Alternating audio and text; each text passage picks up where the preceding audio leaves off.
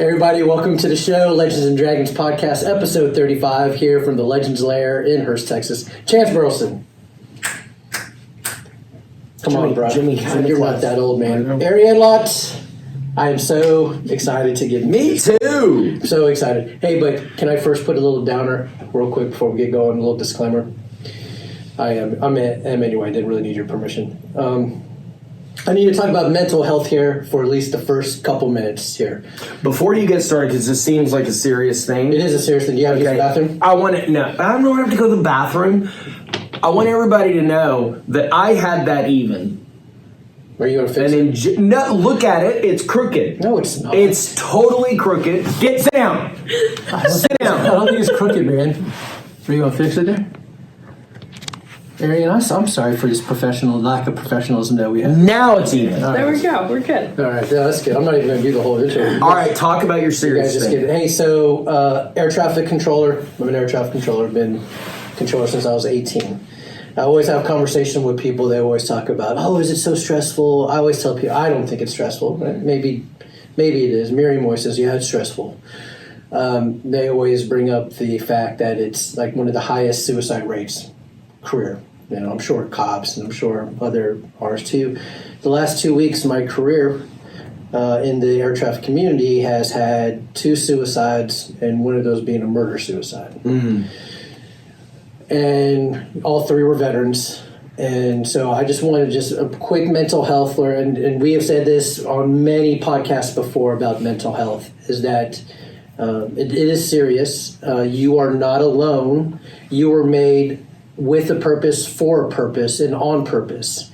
And you have friends who love you, family who loves you. And I know this is the holiday season, and I know there's a lot of crap that you guys go through. I as much as I love Christmas, I can kind of have the holiday blues at times, and I can't put into words why or what it is, but I just want you to know you're not alone. Chance has said this many times. Reach out to Chance. Reach out to me. And if you're right there in a dark place, man, just reach out to us because you are loved. Anyways, on that note, let's get going. Okay. Let's talk about Arianne Lott. Welcome. I'm really excited. So here's the thing. So before we turn on the camera, I told you that I don't like it. I don't like it. Kids? Kids, right? I mean, kids are a lot like they're a lot like really spicy Thai food. Okay. Like you can only handle it for just a little bit? Right. Okay. Like in small doses, they're great. Yeah. They are great. But if you eat Thai street food all day, every day, it will wreak havoc on your digestion. Well, which is in the bathroom. Yes. That's very true. That's very true. Which is funny from a guy who basically my entire life is kids and their parents. But you know what I think the big problem with kids is? Their parents? Mm-hmm. It's us. It's us. And when we... Remember that scene in The Breakfast Club when Ali Sheedy says, you can't help it, it's unavoidable, when you grow up, your heart dies. And it's this real poignant moment in The Breakfast Club. And what I think she's referring to is the gulf that develops between adults and children. And the onus of responsibility is on us. Yeah. And the first and biggest mistake we make is we lose touch with what it was like to be a child. We forget what the reality of navigating this world is like as a 6-year-old or a 10-year-old, right?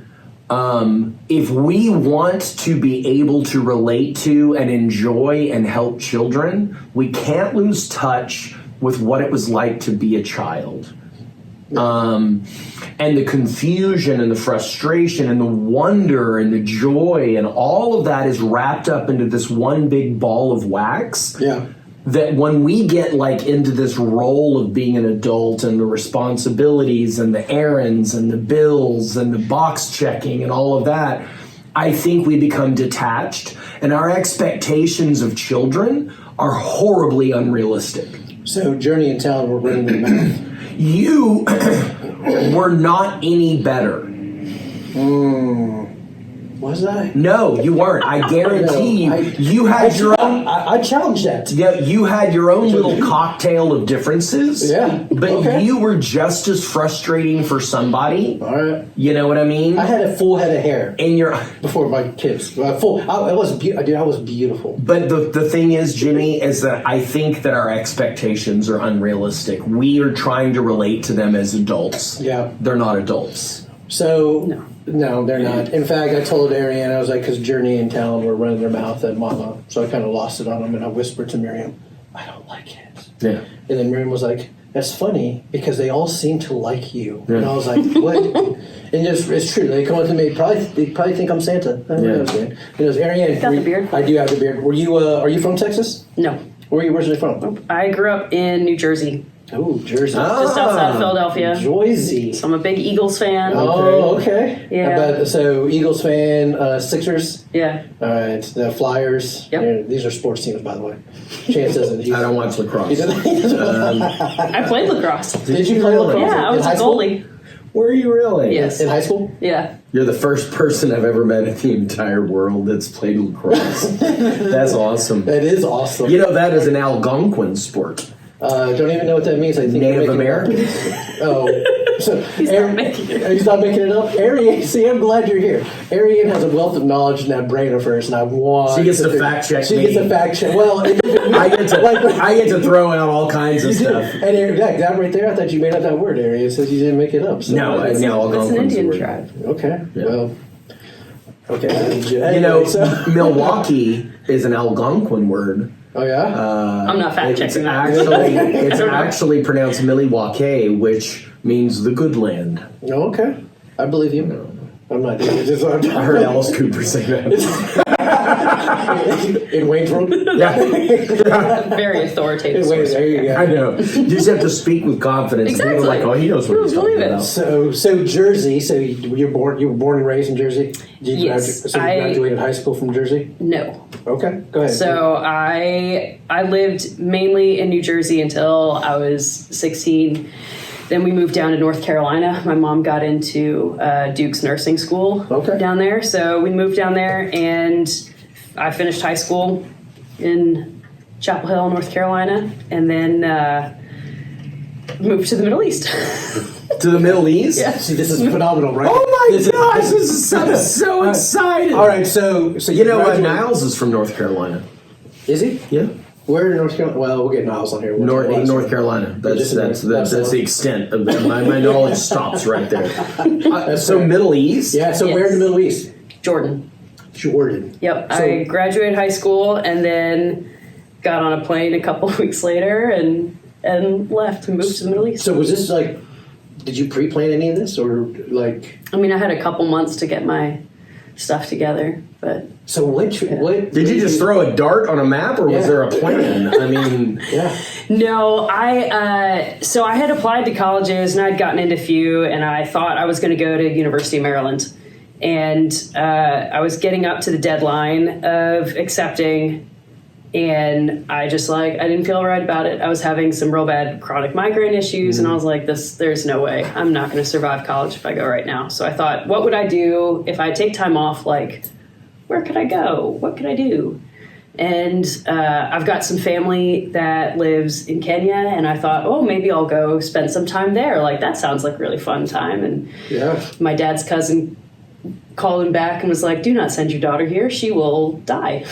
Wow. They are just attacking people. Really? There was a lot of unrest in the area. Sure. It was really just not at all safe. So I was like, all right. So what was he not doing going in to Kenya? Africa. Yeah. They've been a missionary family there. for a long time. Okay. All right. So you were like, oh, I'm going to Kenya, and you're like, no, you're not coming to Kenya. Yeah, they were And like, then I you were mean, no. So your second thing was like, not Kenya, Middle East. Yeah, Why well, because I thought, Arabic looked pretty, and I was like, I could learn how to write that or speak that. And it is really pretty. If I'm gonna learn how to do if I'm gonna learn how to speak another language, I want to go to a place where I can immerse myself in it. And So how long were you there? 2 years.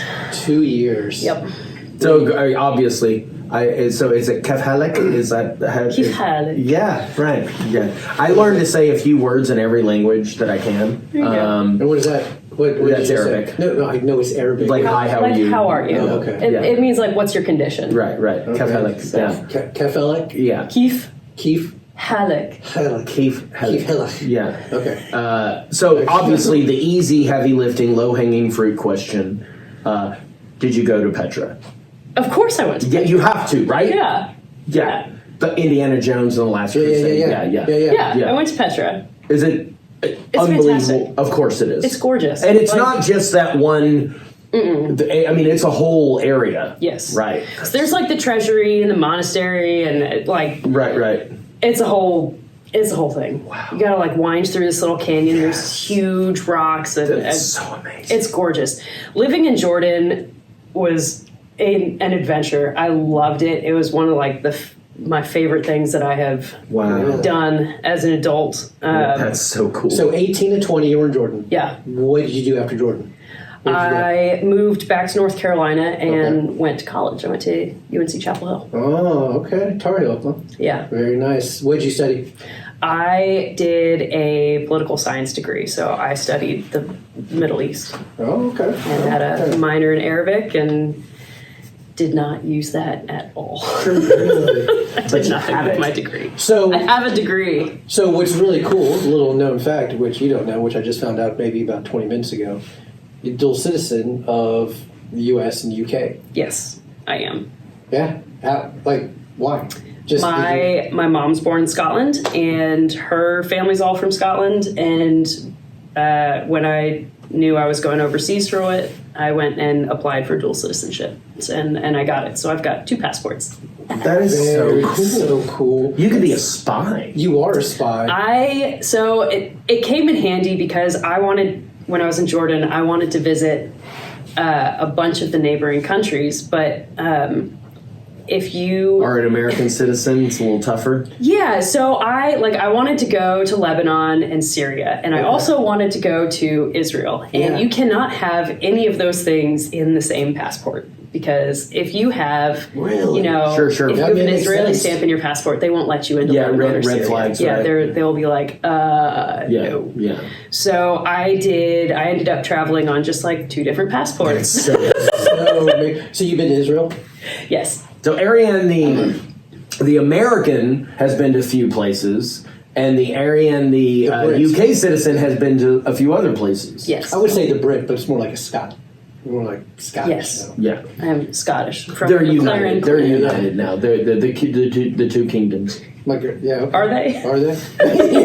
yeah. On the passport, they are.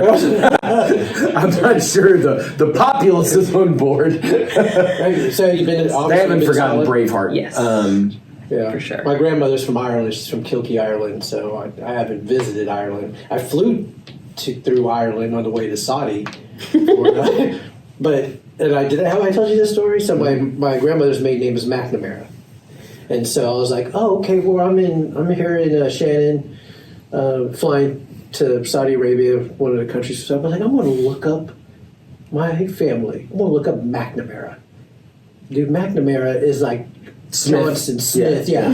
I'm like, there's no way. I'm like, it's like the Vietnamese win. Yeah, I'm like, no, I'm not. Yeah, well, I could go down the list and call every McNamara, like, hey, this is me. You know me? No, you don't? Okay. Anyway, so, and then London. How many times have you been to London? Maybe 5 times. I don't know. We went through there a bunch when I was little. Yeah. As an adult, I've spent time there like twice. Have you brought your kids? Have your kids traveled the world? Or just you? Yeah, not yet. We had grand plans, but then COVID happened, and so my kid's first international trip will be next year. Oh, okay. Where are you going? New Zealand. Really? So, Yes. Of course you are. I know exactly. You're going to tell me why you're going to New Zealand. Told you I love Lord of the Rings. Like, how long from the time you land will you end up in Hobbiton? It will be on day 3 of our exactly. itinerary. That is phenomenal. That is so awesome, man. And so, all right. So I'm getting all over the map here with you. Okay, so you went to UNC, you graduated, poli-sci. So what brought you out here to Texas? My husband. Okay, where'd you meet your husband? In Jordan. Is he Middle Eastern? No. He's born and raised in Garland. Okay, so you meet your husband. You went all the way to Jordan to fly meet a Texas boy. Yep. Okay. So what was he doing in Jordan? He was a youth minister at an international church there. Okay. Yeah, and I was attending the church and working with the youth there, and yeah, we started dating. And then I moved back home, and he finished out his contract and moved back. Okay. Or moved out to North Carolina, and then we got married. Okay. Is he still working with the church? Not for his main job, no. I mean, Okay. we volunteer a bunch with church, but it's not. You go to Shandy's church, don't you? Mm-hmm. Yeah. So Yeah. I want to get into this part of the story too, because Philip had told me that there was a camera crew that came to the school over there, came to Henzo, Yes. to do a documentary on you, and so Potentially. Potential. Potentially. The BBC had their own. Was it the BBC? They're pitching it to a few different networks, Okay. and we'll see what happens. So what's the story? Like, what are they doing the story on? My grandma, my mom's mom, Okay. was a surgeon over in Hong Kong for a while. Have you been to the moon? Yeah, have you been to the moon yet? Has Elon Musk called you up and say, "Hey, No. we've heard about you. Will you go to the moon?" Not yet. Okay, all right. So Grandma's a surgeon. She was a surgeon. She, while she was performing surgeries in Hong Kong, she and some of the other medical people out there noticed that people who were going under anesthesia there, so they would use like acupuncture, and they would connect it to like a little electrical thing that'll make it spin. It'll be in their ears, and it's supposed to help with the pain when they're doing surgery. And they were noticing that people who were coming in addicted to opium, they would have these surgeries, and their cravings would be like greatly reduced after the procedure was done. And so she kind of dove into it and ended up creating a medical device that drastically reduces withdrawal symptoms from drug addiction and removes craving. And she created this device. She treated, like, throughout the 70s, 80s, 90s, like, she was treating people for drug addiction. And then my dad took it over after she passed away. And we just, back in May, got cleared through the FDA to treat people for opioid use disorder. Wow. So there's already a documentary on the device itself and a little bit of information about how it got started and some of the treatment history that we've had, like in Kentucky. And it's called The Final Fix. It's on Amazon Prime. Okay. But now that we've finished our first clinical trial and we've got FDA clearance, now we are like okay to go to start treating people, like as a business, not as a trial. Yeah. So that's why my family was in Kentucky for 4-ish months. Yeah. We were out there starting to build the business, hiring people, and getting people treated. So what is this device? So what is it? It's like an implant or? No, so it's called Neuro Electric Therapy, or N.E.T. And it's like this big. Yeah. It's not very big at all. It's the size of a Walkman. No one knows what those are these days. I do. I do too. But yeah, okay, size of a Walkman. Yeah, and then it connects to electrodes that go behind your ears. Okay. And it's run off a 9-volt battery, so it's not like, shocking you or anything. It's like it's a low frequency buzz. Okay. And you wear it for, anywhere between 3 to 7 days, depending on what you're taking. And it'll use these frequencies to basically stimulate your brain into resetting certain things that got messed up by being on drugs. And so there's a huge difference just in the first hour. Like, you hook someone up, and an hour later, like they'll start and they'll be like this when they come in. You set them up, and within an hour, they'll usually be like sitting back. They'll be a little bit more relaxed. Maybe they're not sweating as much. Maybe they're not jiggling as much. Yeah. With on day 2, they'll start like eating or, playing cornhole or getting out, starting to be more active. Okay. And yeah, it's. So is it a really high, like, is it a, I guess, how do I phrase the question? Is it an incredibly expensive device in treatment?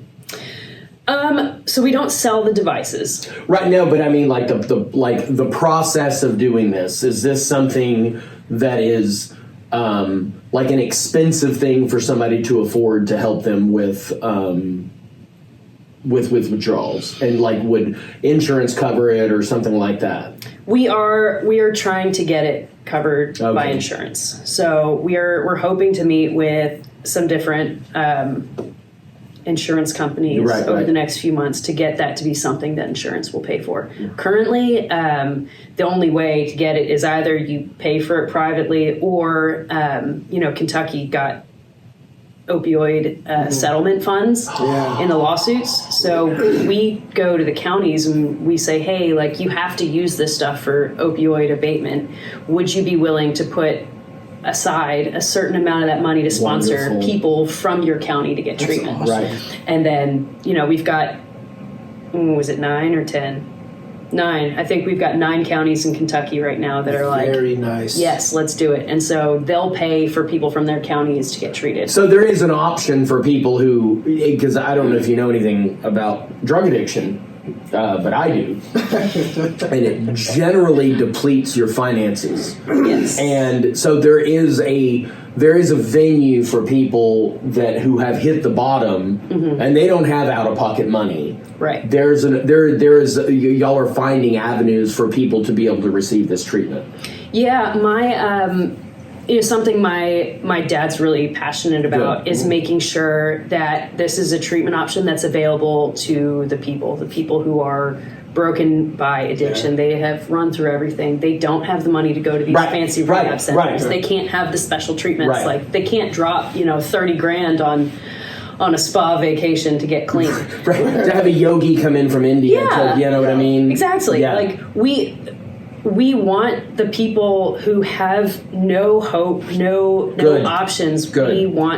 We want to say, like, here's a way that we can help. Like, we want to restore choice. So you probably don't know this about me, but I've been very open about it on the podcast. So I'm a recovering addict, and I've held people while they died. And one of I think the two biggest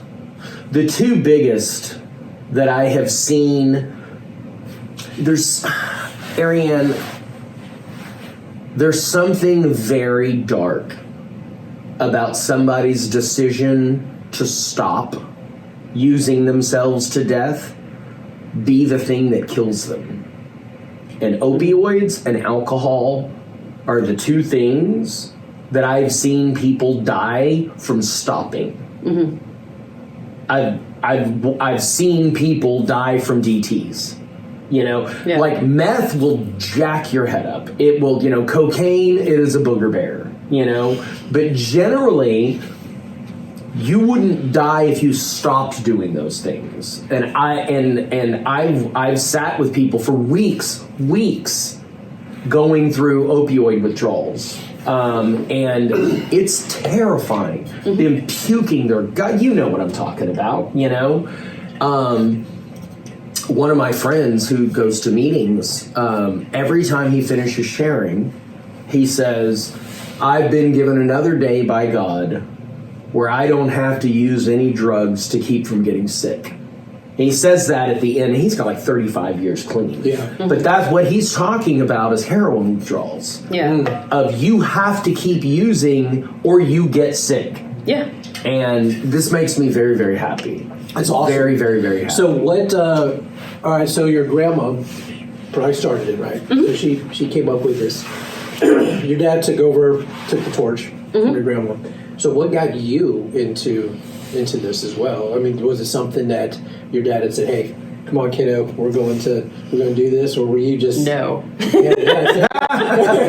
So tell me how you got into this. Kind of accidentally. Okay. So my husband has been helping. He's been helping with getting the funds from the counties. Like that's his main role in the company is he goes out to the counties, he talks to the magistrates, facilitates it, right? Yeah, so he's trying to get that funding in. And I thought that we were all going and I was just going to be the house manager, like make sure everyone gets fed, make sure like the kids stay alive. Yeah. Like that's what I've done in the past when we've gone up for chunks of time to help out with this. But what it turned into was a lot more than that. Yeah? A whole lot more. It started small, like I've done payroll for my husband's company, or I did payroll for him for a while, and they needed someone to do payroll. So I was like, all right, well, I can handle payroll. Like I can do payroll. Yeah. And then they needed like someone to step in as a sub on facilities for certain days. So I made sure I went through, I got all the training done so I could go into the facilities and hook up treatment and get patients squared away. And it just slowly, it's a startup. Everyone wears multiple hats. Sure, yeah. That's awesome. So, how many facilities do you guys have? So we currently work with one company called Isaiah House, and they have multiple facilities. So we work in multiple of their facilities. But we are about to start a pilot program in one of the counties where we are treating people in the county jail. Oh, okay. Oh, good. thank God. Yes. Yeah. Wonderful. I am thrilled. Yes. I am so excited. Well, you do understand that jail is rehab for a lot of people. Yeah, I mean, so Kentucky is different than a lot of states in that they have an insane number of residential rehab facility beds. Like there's so many. Yes. Open? Yeah, like available. That's what I'm saying. It's such a huge problem that it's become a very large part of the economy there. Like the rehab programs. Wow. But outside of Kentucky, if you were to come to Texas, where are you going to find the most addicts? Yeah, well, it's not going to be in a residential rehab facility because we have them here, but there's not loads of them. It's going to be in county jails. Exactly. That's where you're going to find people who are in withdrawal. So I think that's going to be the key for us moving outside of Kentucky. You don't know how many stories I hear about. Thank God they arrested me. Yeah, because it gave me the chance to get clean. Mm-hmm. But I can't imagine going through opiate withdrawals. Now, so if I understand, I'm not a psychopharmacologist, I should tell you that. I don't know if you know. Really? No. But if I understand correctly, fentanyl is an opiate 50 times stronger than oxy. And, that's terrible. Yeah. So, this directly addresses the fentanyl crisis. Mm-hmm. Wow. Yeah, we treat people for fentanyl. Right. We'll treat polydrugs. So they'll come in on fentanyl and a laundry list of other things. Of course. What's polydrugs? Is it poly? Mixed. Yeah, polydrugs. So it would be like someone comes in, they're in withdrawals, and we'll do, a drug screen, and they'll have, they'll have fentanyl, they'll have cocaine, they'll have MDMA, they'll have THC, methamphetamine. So just a whole slew of things. Mm-hmm. Okay.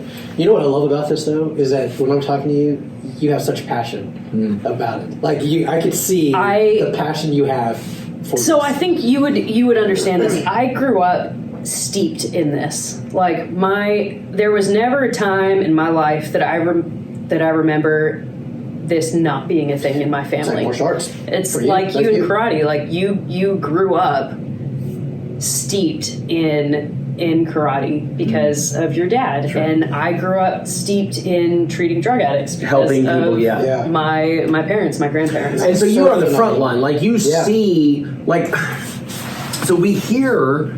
We had a drug crisis, the war on drugs and blah, blah, blah, blah, blah.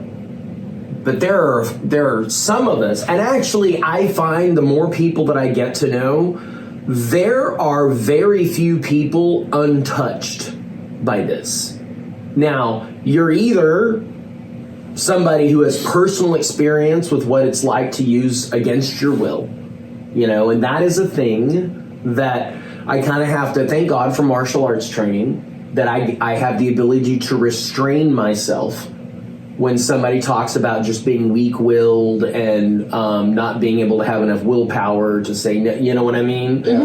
Because I'm one of the strongest willed people that I know when it comes to certain things. Yeah. But all of that goes out the window when it comes to substance abuse. We have a cute little anecdotal saying. There's a guy in my group that says he's just a pickle, right? And here's what it means: is that a cucumber can be turned into a pickle, but a pickle cannot be turned back into a cucumber. Mm. So whether you were genetically predisposed, which many of us are, right? Whether you were born an addict, did you ever watch Euphoria? No. Okay. So it's hard to watch, right? And so he's talking to Zendaya, and it's this mentor, and he's like, "You want to get clean?" And she said, "No." He said, "Are you sure?" And she said, "Yeah." She said, "I'm a piece of..." He said, yeah, whatever, you're a piece of whatever. Please understand that you're not a drug addict because you're a piece of... You're a piece of because you're a drug addict. Mm. And she said, "What do you mean?" And he said, "The perfect, beautiful baby girl that was born wasn't this. Yeah. But unbeknownst to you, you had a couple of wires crossed. So that first fix set off a chain reaction that was out of your control, and it happened on the first one."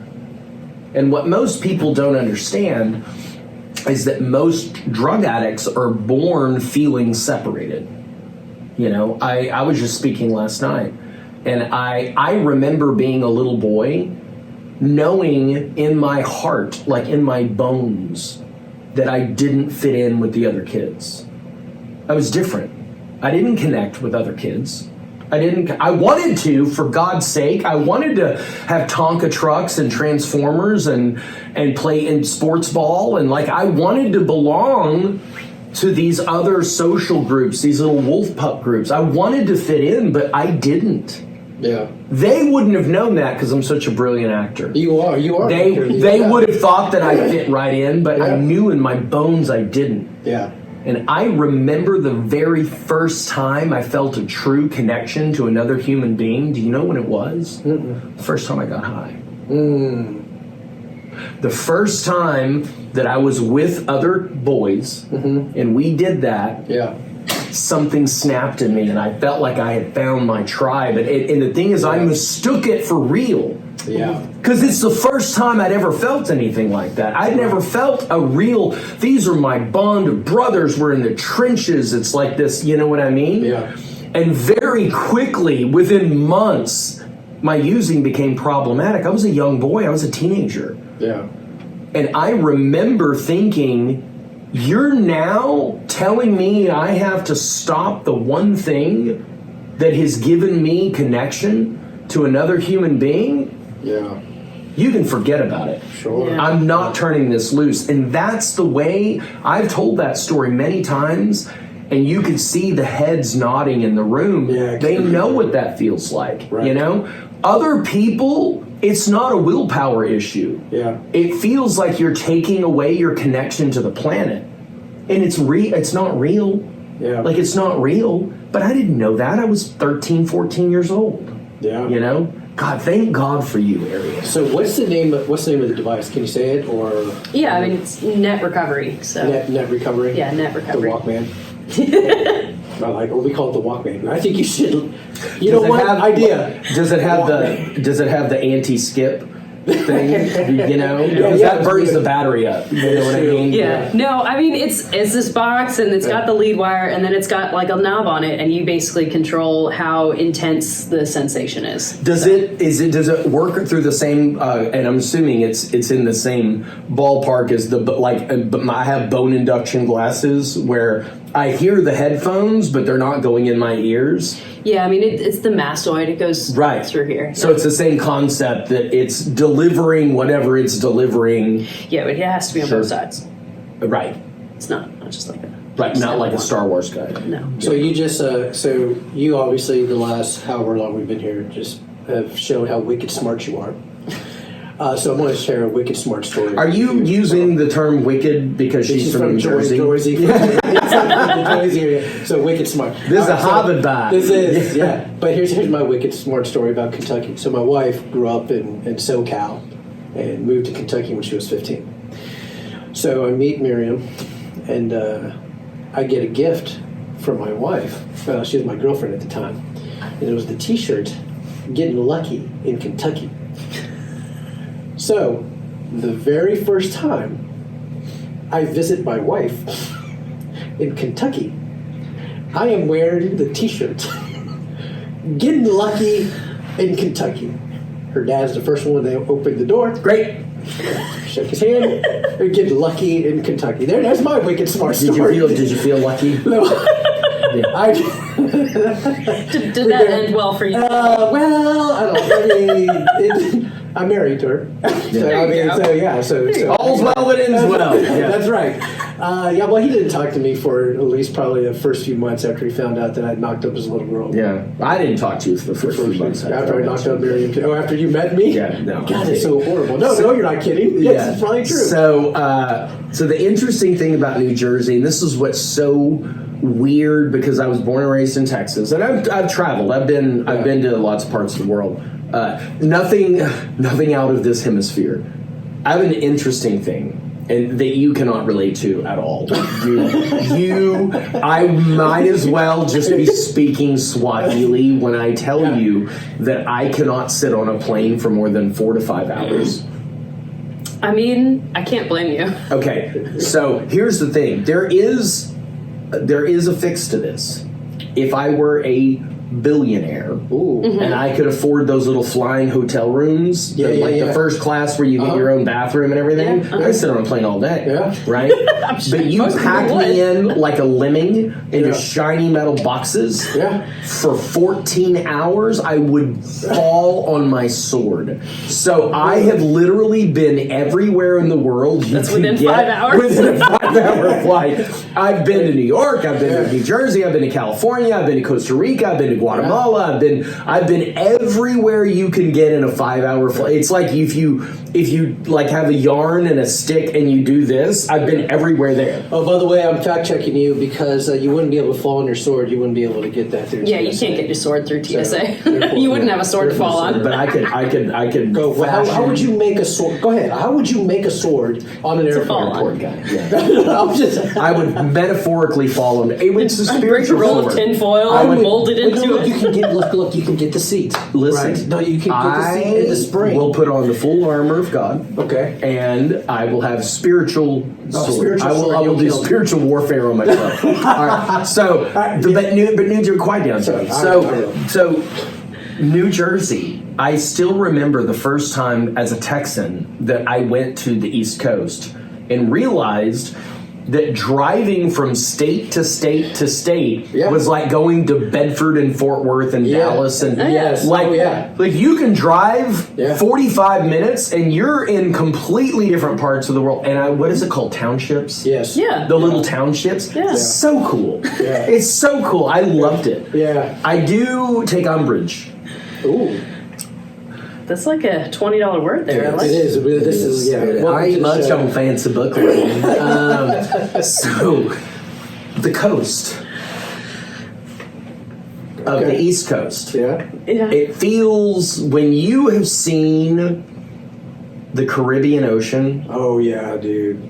No. The East Coast of the United States feels like a ripoff. Dude, Virginia. So I grew up in Virginia Beach. Yeah. And I think I told you that too. Well, Texas coast feels like a ripoff compared to the Caribbean. Well, I mean, okay, but at least it's warm in the dirty ocean. Sure, absolutely, yeah. But you're at the ocean, and I'm like, what is this? The Arctic Circle? This is like, I guess I went in December to New Jersey, and there's just this gale force wind, and it's terrible. Did you go swimming? No, of course I didn't go swimming. You're so weak. Why not? You're so weak. I don't like being really cold. All right, so I don't like being really hot either. Why do you live in Texas? I'm very tough. It's hey, way too hot here. Check your mic, sir. Will you fix that? Because I don't want to. Hey, so Don't yell at me. So now we're going to flip it here. Oh. I want to talk about your martial arts. Yes. So, because here's the thing about Arianne. I don't know. So I have sparred Arianne here. When I say spar, we have rolled. She's put her knee into my throat countless times. Mm-hmm. And how did you get into jiu-jitsu? So let me ask this first. What was your first martial art, and then how did you get into jiu-jitsu? For a very brief period of time, when I was in 5th grade, I tried wrestling. Okay. Which is a martial art. Which, I would say that's a martial art. Okay. It didn't last very long because the only reason I was allowed to do it was because 2 girls, myself and one other girl, both wanted to try it. And they were like, that's okay, you guys can practice with us as long as you can work with each other. But we were not allowed to compete. No other schools or stuff in the area were okay with the boys competing against the girls. Okay. They didn't have any girls that were competing. It was just us 2. And then she decided this was not for her. And so she stopped. And because she stopped, now I was like, well... Yeah. Okay. So 5th grade. Nothing for me. So that was like, I don't know, it was like a month and a half or something. Okay. Real short period of time. Yeah. And that was it until 2020. And at that point, we had a 4 and a 2-year-old. And my husband, Jeff, he was saying, if ever we got our kids into something, he's like, I really think they should do jiu-jitsu. Like, that it's great for self-defense. They can learn to protect themselves if someone bullies them. Like, and my kids they're both real scrawny. Yeah. Real tiny children. I mean, they're average height, but they're real skinny and stuff. So, we want them to be able to defend themselves. And Jeff really felt like jiu-jitsu was the superior martial art. I live with the elitism of the jiu-jitsu culture. I embrace it. I 100% understand it. Yeah. And at a certain level, I don't disagree. Yeah. There's a reason why Philip is my instructor. Yeah. And I have committed myself to getting as good as I can at jiu-jitsu very slowly. So I'm on board. Okay. I'm on board. So, for him, it's like if it goes to the ground, that's what you got to do. You got to do jiu-jitsu. Yeah. So the gym opened up. It was like 5 minutes away from our house.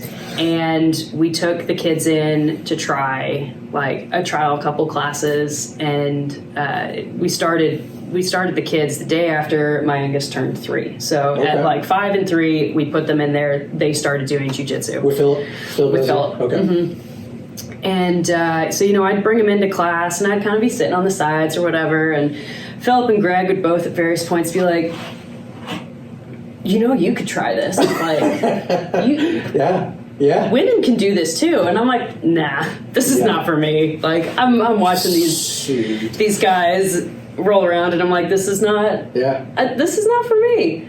And then I'd come home and I'd tell my husband, like, oh yeah, that Philip's trying to get me to go on the mats. And he's like, I think you should. Like, what? He's like, yeah, I think you should try this. He's like, listen, as a woman, if you get attacked, where is this fight going to? It's going to the ground. Yeah. And you need to be able to defend yourself. And he's like, I think you should try it. I think you could be good at it. And so I was like, all right, just you are once. Good at it. You are just good once. at it. I will do one class, and I'm sure that I will hate it. I was so wrong. Okay. I went in. It was like a noon class or whatever. Yeah. Greg pairs me up with this other lady. She's in law enforcement. She's been doing it like 6 months or something like that. Okay. She ragdolled me. Just. Yeah. Mm-mm. Yeah. I tapped so much, and I was like, "What just happened?" Yeah. Sign me up. Yeah, that's so awesome. I'm in. Let's go. Never turn back. And so you like what is your flavor? Ghee or no ghee? It depends on the day. Oh, okay. All right. Sometimes I'm like, I'm not. I don't want that kind of like speed in no ghee. Yeah. And then there's other times where I get really tired of gripping the ghee. Recently, more like is I get tired of someone using my gi to pin me to the ground, and I'm like, I don't enjoy being just pinned.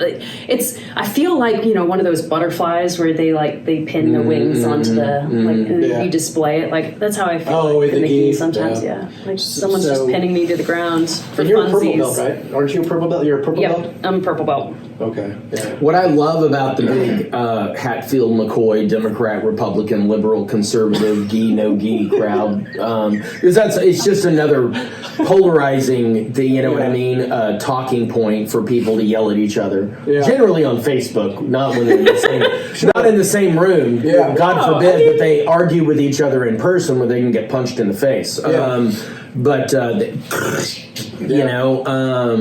Sorry, this no one does this. They're doing this. Okay. The point being is that they both have excellent arguing points that don't encapsulate the entire story. Yeah. Okay. There's merit to both sides. The great thing is about no gi is that you can do it when they don't have a gi.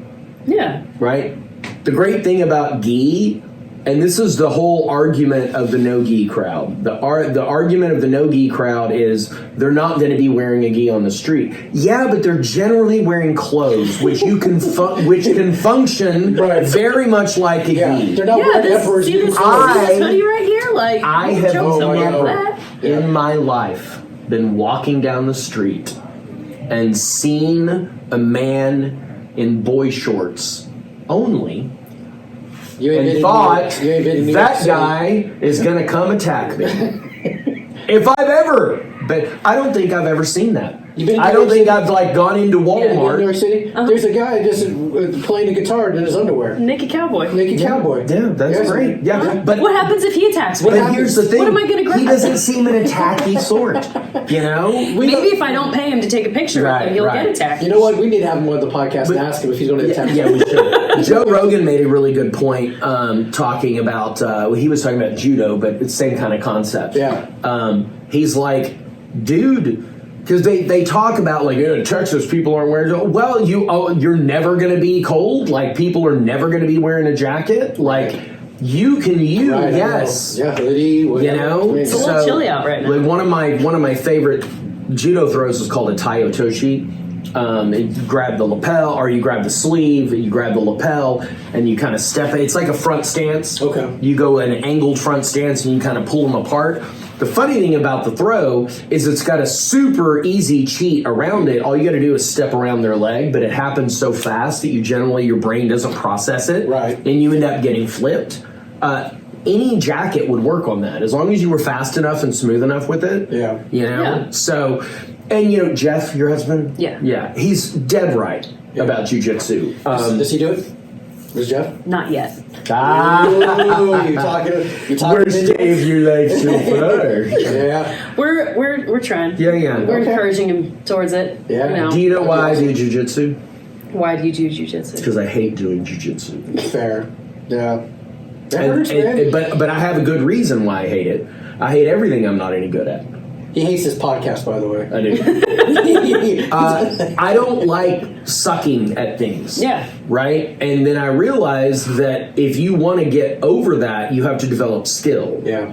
If I'm sparring, stand-up sparring, right? I could be sparring, and I do, with people that are far and away way superior fighters than me. And I'm still super comfortable. Yeah. Mm-hmm. It's a language my brain understands. Punching and kicking and getting punched and kicked. I don't have to be better than the person I'm doing. I'm very comfortable in that environment. I'm not comfortable in jiu-jitsu, which is why I have to do private lessons because I panic frame. Do you? I haven't noticed you panic frame when Not as much with you and Niles, but you guys are good partners. Yeah. Okay. The problem That's the is trick there. nobody was hurting me when it was over in Bedford.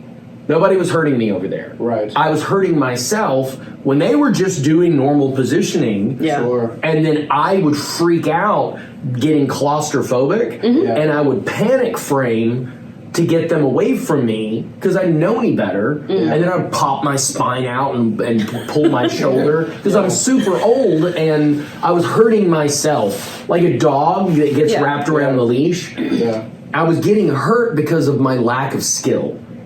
So I really believe that a few more maybe years of doing private lessons and managing my partners really well, I'll be able to roll in a class because I'll have the skill to do it without freaking out. Right. Yeah. You know? You rolled me up, so there's that.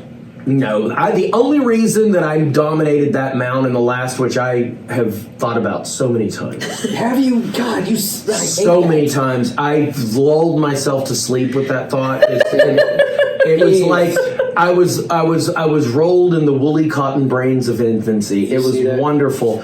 But the only reason I did that is because you're hip. That's the only reason I pulled that off. But you see that's why I'm everyone's emotional support. But I still because I'm like, look, he's no. see how happy he is. Listen, so I know that it was your hip's fault, not my skill, and I still got to feel good about it. You see that, Arianne? Yeah. So speaking of good partners, after you rolled me up as well, how do you, as a lady, I kind of prepped her for this question earlier. Is have you turned guys away? Like, have guys come up to you and go, "Hey, you wanna roll?" You go, "No." Yes. You know? Good for you. So what makes it good? It took me a while to be able to do it, though. Good for you, though, for doing it. Yeah. I got injured a fair few times, just being like, okay. Oh yeah.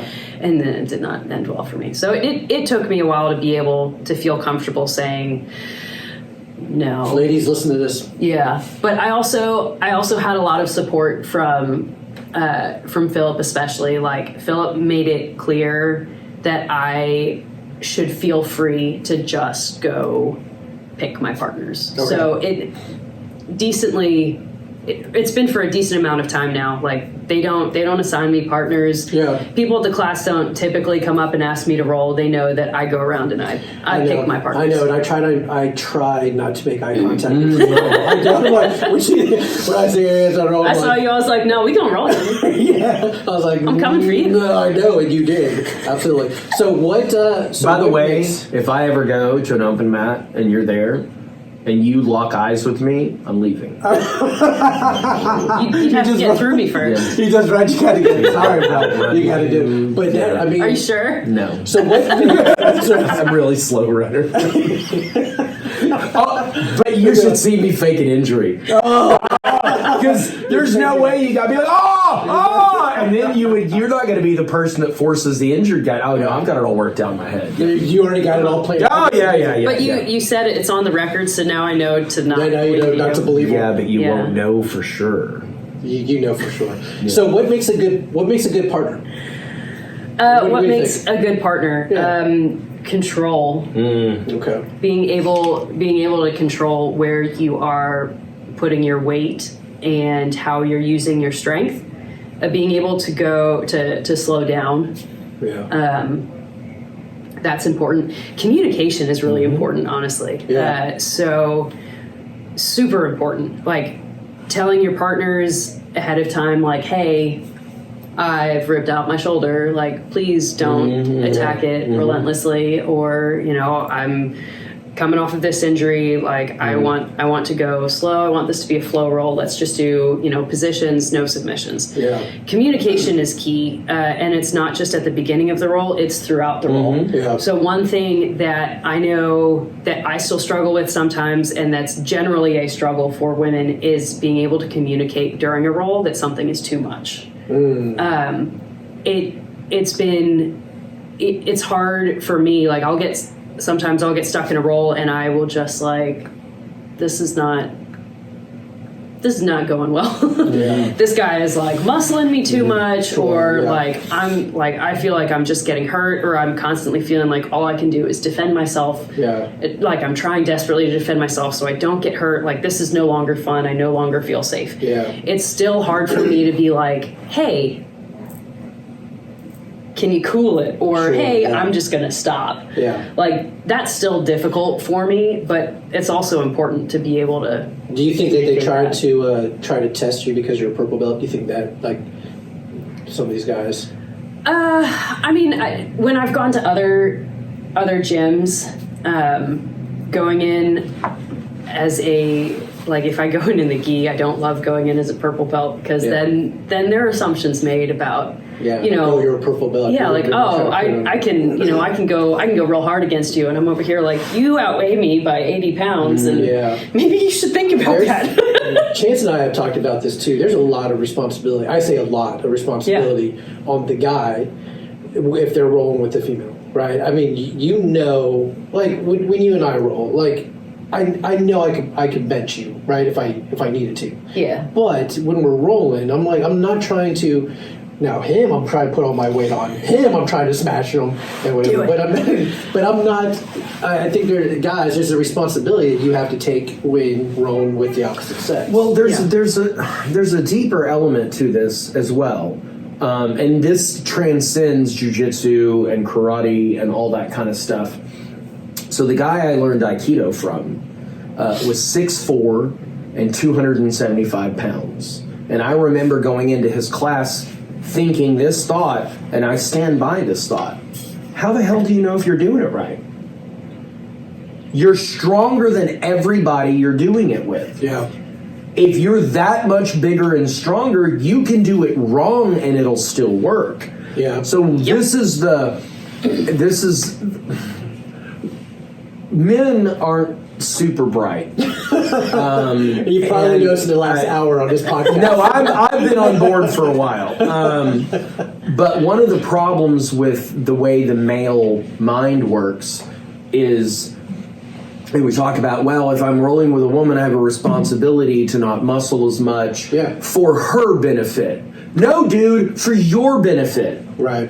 Because if you're muscling the technique, there's no way to know if you're doing it right. Yeah. If you're doing it right, you don't have to muscle it. Right. Philip manhandles me, but I have the martial arts sensitivity where I can tell that somebody is not putting very much effort into what they're doing and it's still working. Yeah. So if I'm rolling with you and I'm a brown belt, it is in my best interest to use as little strength as possible against you to make my technique better, not just to stop from hurting you. Sure. But because of how stupid most men are, they don't understand that it isn't just for your benefit; it's for their benefit. Yeah. Yeah. And I have that with sparring. Right. Yes. I don't rock anybody sparring ever. It's been You're right. You're a gentle. I say a gentle.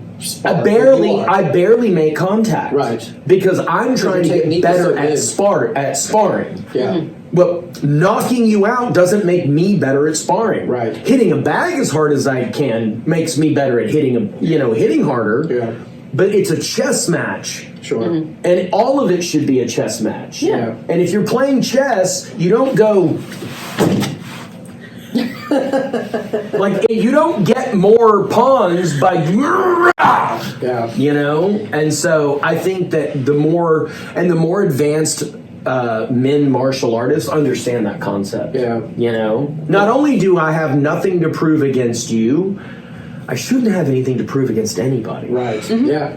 So Arianne, when we were our last role that we participated in, I had my forearm across her on her shoulder and across her neck, just laying there. She goes, "Finish it, Jimmy." I'm like, I can't. She's like, I was like, I can't. I mean, like, no, my purpose isn't to crush and suffocate. She's like, I'm there. I'm like, no. I mean, you were in a great position. I was, but I'm not going to. Yeah, but I didn't. And I was thinking about it because I had a couple other ladies wanted to roll with me and beat me up, and so the same thing. I had my forearm there. It was against Lindsay, by the way. She's a great sparring partner.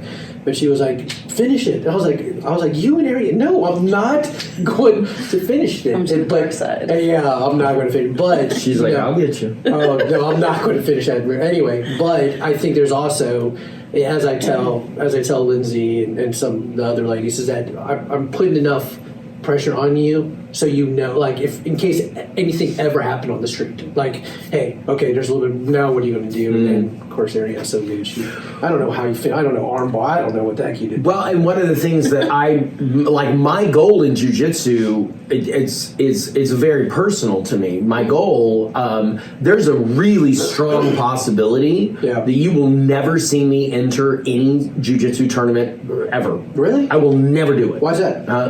Because that's not what I want to be good at. Yeah, I don't. I want to be good at street jiu-jitsu. Yeah. Now, maybe competing would make me better at that, clearly, but the point is that there's a risk in competition that I don't. The risk versus reward. Yeah. Of competing to make myself, I can get better just doing light rolls over a period of time, but I'm trying to get better at jiu-jitsu for street self-defense. Yeah. So I'm not as interested in all of the different hundreds of myriad of ways I can submit you. Yeah. I'm interested in positioning. Mm-hmm. I just want to have good positioning. I want to stay on top if I can. Yeah. If I have to be on the bottom, I want to have my legs around you for the fight value of that. Right. And so that's all my mind is focused on right now. Yeah. So I don't have the brain cookies of submissions. It's not in my intention. I'm not really trying. The only reason I'm trying to get your lapel is because I swear to you, I will scissor sweep you someday. I will be able. It will happen. Yeah. I'm thinking that if I can just kick you in your hip. You are such a dirty dog, man. I know. And I love it. I don't know why I do. But he's going to be a wrist locker. I think he is. I think I understand what a wrist lock is. If he's willing to kick out your hip, he is absolutely. No. I'm not willing to kick out your hip. I'm willing to think about it and talk about it and laugh about it, and that's enough. Have you competed? No. Are you going to compete? Probably not. I'm going to put this on tape here. I'm going to put. I know Philip's going to listen. I know Greg's going to listen. I hate competing. Yeah. Jiu-jitsu competing. Because, so the first time I competed, of course, the 5 months after being over there at Mid-Cities, and just got smashed. But I did it for the points, right? For the school, we were chasing points, and, so I did it. I was like, okay, cool. Dude, the hip hurt so bad. And then doing tap cancer out when I competed there. Did it for a good cause. I was like, you know what? Good cause. I'm a cancer survivor. Miriam's a cancer survivor. Yeah, I mean, I'm very passionate about it. I'll get submitted and beat up for a good cause. And I did. It hurt so bad. And now I signed up in February. Why? And I'm like, the hip hurt so. What do you mean? No, but why did you sign up? Oh, because as we said, the fact that you didn't even know what I was saying why to. You see that? We're not very bright. I'm glad that you're with this podcast here. I really am glad. But Arianne, your story, I want, as we're winding down, because I want to have you back on the podcast. Yeah. Your story, you have so many cool she's super stories. fun. So many cool stories. So we talked about the ladies, and you get on the mats. I had Nikki do the same thing. What would you do to encourage any of the ladies sitting on the sideline that wants, like, I want to do jiu-jitsu, but I don't want to. Like, sit on the side. They're right there on the fence. Show up. Yep. Come play with me. Yep. There you go. Come on. Come play with us, Danny. Yes. Listen, it doesn't, from the outside, what it looks like is people mauling each other. Mm-hmm. And it looks like there could not be something fun about it. Right. But that's not true. Yeah. That's not true. No, it's not. It's a lot of fun. It's not just physical. There's a lot of mental stuff involved. And especially if you work with, good partners that you trust, and that they are caring about your safety. Like, it's a lot of fun. I spend a lot of time laughing on the mats. Sometimes I'm laughing because if I don't laugh, I'll cry. But it is a lot of fun. And I think it's hugely important as a female for a self-defense aspect. Like, I hope that no one gets attacked. I hope that I never get attacked and have to use the skills that I'm learning. But what I do know is that I've been able to experience what true pressure feels like. Like, some dude sitting on top of me trying to, like, break my arm or whatever. I've had the panic moments. And in my mind, this is, like, the best way to learn how to not freeze or panic in your head. Like it is a safe way to learn what pressure feels like and that you can survive the pressure. Like you can keep breathing. Maybe you can't make one big move and toss the guy like a sack of potatoes, but you can make lots of little moves. You can keep working. You can keep breathing. Like you're not dead yet. You're still breathing. Let's keep moving. Just keep moving. And that's a really valuable experience for self-defense, yes, but also in general, like in life. Like this situation, it sucks. Like I'm under a lot of pressure and things like hurt. Like, all right, but did you die? No. All right. Well, take a breath, keep moving. Take a breath, keep moving. That's so awesome. It's a good lesson to learn. And you'll be here on Friday to play with the. Oh yeah, you're going to come. The to ladies, I'm gonna the come ladies play. of legends. The ladies so of much legends fun. get to partake in. Yeah, it's going to be great. You'll put the knee on. No, or listen. Or you save that for. I have a level of meanness that I save for guys who are bigger than me. Thank and you. I don't do it to the ladies because I don't want to scare them off. And it's not in their best interest or yours. No, it does not help like a brand new lady for me to drop a shin on her face. It teaches her nothing and what does it do? What is it going to give you? Bullying points? That doesn't help anybody. But if I come and I roll with you and I drop a knee on your face, we don't care. Like this helps you. How often do you have someone drop a shin on your face? And do you know how to move when that happens? Every day I'm at the gym. I feel that. And the thing is, I think I want to miss the point here is that Jimmy deserves it. I deserve the kick in the hip, the shin on the face. I do it. But listen, I know we started the podcast off on a little heavy with some mental, with mental health and whatnot. Listen, for me, get on the mats. It helps. Listen, if you're a military vet, get on the mats. I'm telling you right now, there's a lot of camaraderie on the mats. There's a lot of. Listen, you're fighting every single day, right? I leave everything on the mats. It's amazing. I have PTSD. Got some other stuff going on. The mats really, really help me. So military vets, get out there. We Defy Foundation. If you're a combat vet, they'll help you out as well. Go check it out. Arianne. Thank you for being here. Thank you so much. Thank y'all for having me. Help us out. Like, subscribe. We'll see you guys on the next podcast. Love you guys. Peace.